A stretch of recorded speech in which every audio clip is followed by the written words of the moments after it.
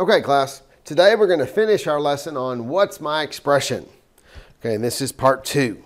So let's review just real quick what we've learned. Okay, we learned that in an expression with this t-chart, that it always comes in the form of y equals blank x plus blank, where the first blank represents our m, or the slope, and our second blank represents our b, or the y-intercept. So we know that slope determines the steepness of the graph, and that y-intercept is the y value when x is 0. So we found out in the last video that what I can do is I can figure out what these values are just by looking at the two numbers in our expression. So we know that this number, our y-intercept value, is the y value when x is 0. So I can place a 4 right there. And that the number in front of my variable, the coefficient, where if there's not one, we know there's a 1, it tells us the pattern as I'm moving down the t-chart. So this says that from the 4, I'm going to increase by 1 to get the next value. So that would be 5, and then 6, and then going back up would be 3 and 2. Now the reason why those numbers are important is because I'm giving you values like this, okay, where I'm going to fill in the t-chart, but then it's your job to find the expression that matches it. Now this is one that we did in the last video, so let's just quickly review. Okay, so what we find out is that we find our slope first. So we find our pattern going down the right-hand side, and we see that our pattern is increasing by 1. So we put a 1 right there in front of the x as our slope. And this number is the y value when x is 0. So it is also 1. And then I also suggested that we check our value just to be sure. We check our expression. So I take one of our values and plug it in. So 1 times 2 plus 1, 1 times 2 is 2 plus 1 does give me 3. So in this video, I want to show a few additional things that might happen. Okay, so here is one of the expressions that we didn't do in the previous video. So let's look at this one. Okay, so in this one, again, we look for our slope. Okay, so we look on down the right-hand side, and we find out that our pattern is -1. Okay, so we have a pattern of -1, and we look at our y-intercept. Our y value when x is 0 is 3. So we end up with -1x, or -x, plus 3 for our expression. Now let's check this. Now since my coefficient is negative, I'm going to plug a negative number in so it turns out positive. So -1 times -2 plus 3. So -1 times -2 gives me 2. 2 plus 3 does give me 5. Excellent. Very good. So let's try another one. Okay, so here's one that it's a little different. So first we look for our slope. Okay, so we find our slope right here, and from 6 to 2 is -4. From 2 to -2 is -4. So our pattern is -4. Very good. Okay, now that's our slope. Now we need to find our y-intercept value. So again, we look for our y value when x is 0. So we end up with the expression -4x plus -2. Now again, let's check this. Now since this one's negative, I'm going to use a negative number. So -4 times -2 plus -2. Well, -4 times -2 gives me 8. So 8 plus -2 gives me 6. And it works. Excellent. Okay. Now what if I don't have a 0 value? What do we do? Well, we start off exactly the same way. We always start trying to find our slope first. So we look at our slope. We find out that our pattern is 1. So we got to find our y-intercept. Now there are two ways of finding your y-intercept. Okay, one way, since this is 0 is not too far away, you just go find 0. So I could say here's 2, here's 1, here's 0, and work my way back up. If I'm increasing by 1 going down, that means I decrease by 1 going up. So for 2, I would have a 3, and for 1, I'd have a 2, and for 0, I'd have a 1. So this would be the same thing as 1x plus 1. Now, especially in this one, we certainly need to check it. Okay, so we pick one of our values. Let's pick 5. We do 1 times 5 plus 1. Well, 1 times 5 is 5, plus 1 is 6. Excellent. Now, like I said, I told you there are two ways of finding this. Okay, so let's see what the other way might be. Again, we do the same thing with our slope. we find our slope. We know it's 1. Now the second way of finding this one is plug a value in. So we take one of these values, let's take the 3, and we do 1 times 3. Well, 1 times 3 is 3, and we ask the question, what do I need to add to it to get 4 as an answer? Because that's the answer I'm trying to get. So 3 plus what gives me 4? We know that would be 1, so I know my y-intercept value would be 1. Let's try another one like that. Now this one may be a little bit tougher. We may not want to work it all the way up, because here I'm at 7, so I got to go quite a ways in order to find 0. So let's just see. So what is our pattern number? Our pattern number, our slope is 3. We're increasing by 3. So that's 3x. So now I'm just going to pick one of these values. I'm going to pick 7. Okay? Doesn't matter which one. Just pick any of them. So I'm going to plug in 3 times 7 plus what is going to equal, what does it need to equal? It needs to equal 12. Okay, so 3 times 7 is 21. Well, what do I need to add to 21 to get 12 as an answer? Okay, well, it's really not an add. It's really kind of a subtract. What is 21 take away what will give me 12?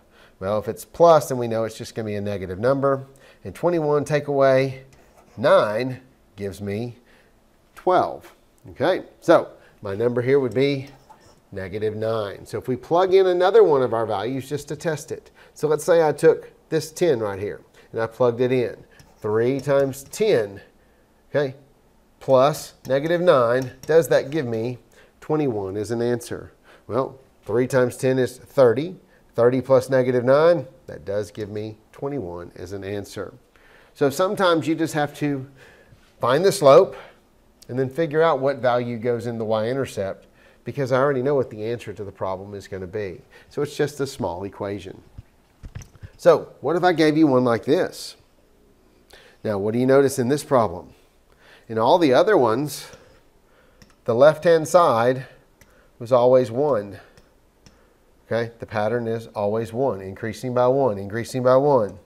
But what about this one? We increase by 2. So here's where we have to actually look at another formula. Okay, slope is going to be defined as delta y divided by delta x, where this little delta stands for the change in. Okay, so we say it is the slope is defined as the change in y divided by the change in x. Okay, so slope is not always just going to be just the pattern on this side. Okay, it is if the pattern on the left-hand side is 1. So in this one, my pattern on the right-hand side is 4, but my pattern on the left-hand side is 2. So what the slope really is this 4 divided by this 2. So slope here is equal to 4 divided by 2. So what is 4 divided by 2? It is 2. Okay? Now, again, this number is still going to be the y value when x is 0, but I don't have a 0, so I've got to plug it in. So I'm going to take this 4. Now, I could just work it up because it's not too far away. It's just 2 pieces up, but I'm going to plug it in instead. I'm going to take this 4 and plug it in. So 2 times 4 plus what is going to give me 6 as an answer? Well, 2 plus 4 is 8. So what do I need to add to 8 to get 6? I need to add a -2. So our expression is 2x plus -2. Now, if you check this with another value, let's say we checked it with 12.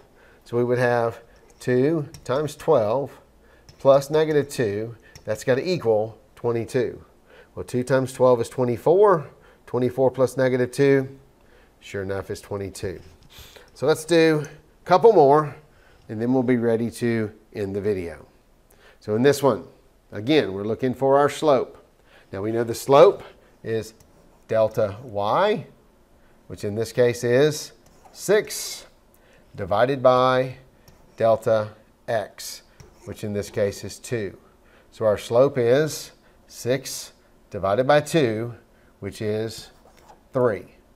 Okay, so again, slope is defined as delta y divided by delta x. So in this case, delta y is 6.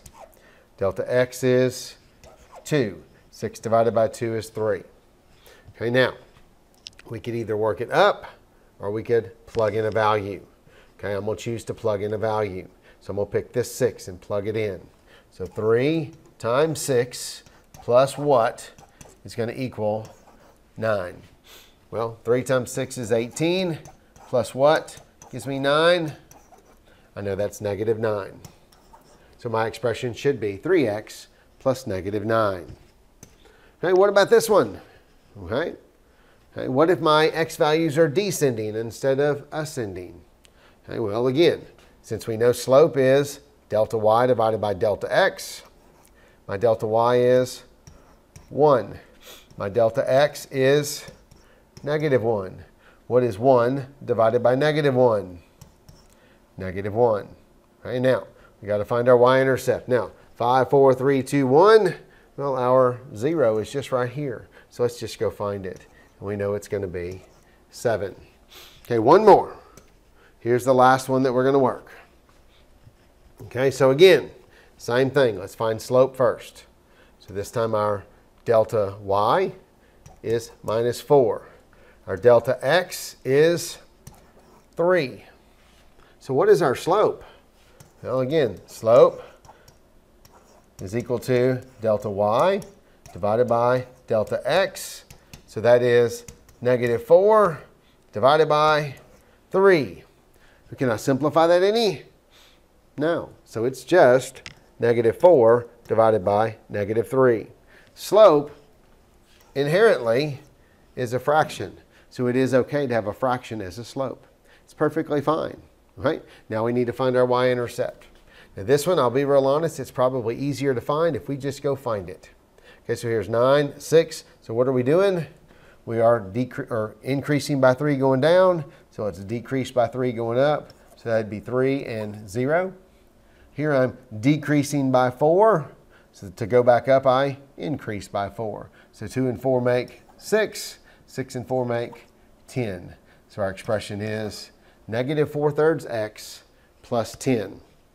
So in review, to find slope, or to find your expression of y is equal to mx plus b, the m, or the slope, we find it by doing delta y divided by delta x. That's how we find slope. To find the b, okay, that is our y value when x is equal to 0. And sometimes we found that in order to get the b, we have to go find it.